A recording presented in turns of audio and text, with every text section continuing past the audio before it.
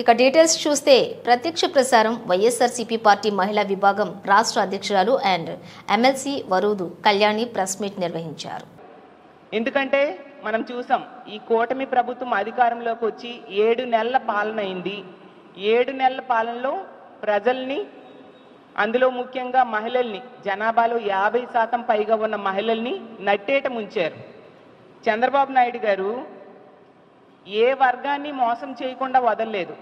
ముఖ్యంగా ఎన్నో పథకాలు మహిళలకు ఇస్తామని మహిళల్ని నిట్ట నిలువున మోసం చేసిన పరిస్థితి మనం చూస్తూ ఉన్నాం.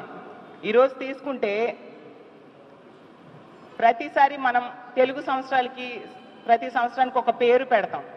ప్రజలందరూ కూడా 2024 సంవత్సరంని ఈ కూటమి ప్రభుత్వం అధికారంలోకి వచ్చాక వెన్నుపోటు నామ సంవత్సరం అని పిలుస్తూ ఉన్నారు. అంత ఘోరంగా చంద్రబాబు నాయుడు గారు ప్రజలకి వెన్నుపోటు పడడం జరిగింది.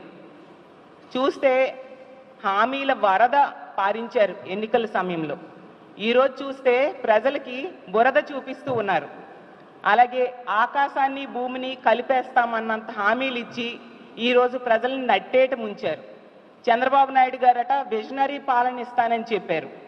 ఈరోజు హామీలు మర్చిపోయే గజనీ పాలన ఈ 7 నెలల్లో మనం చూసాం. అలాగే తీసుకుంటే మాటలు, పథకాలు ఇస్తామనే మాటలు కోటలు దాటే, అమలు మాత్రం కనీసం గడప కూడా దాటని పరిస్థితి మనం చూస్తూ ఉన్నాం. బాబు షూరిటీ పథకాలు గ్యారంటీ అన్నారు.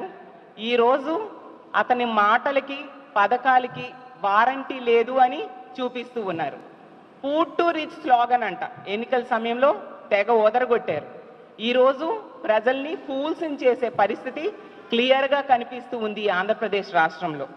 అలాగే మనం తీసుకుంటే ప్రతి దగ్గర కూడా, ప్రతి వర్గానికి కూడా చంద్రబాబు నాయుడు గారు ముఖ్యమంత్రి అయ్యాక మోసం చేయడం వలన ప్రజలందరూ 7 నెలల పాలన ఎలా ఉంది అంటే ప్రజలు చెప్తూ ఉన్నారు, ఏడిపించే పాలన చంద్రబాబు నాయుడు గారు చేశారు అని చెప్పి ప్రతి ఒక్క ప్రజలు చెప్తూ ఉండే పరిస్థితి.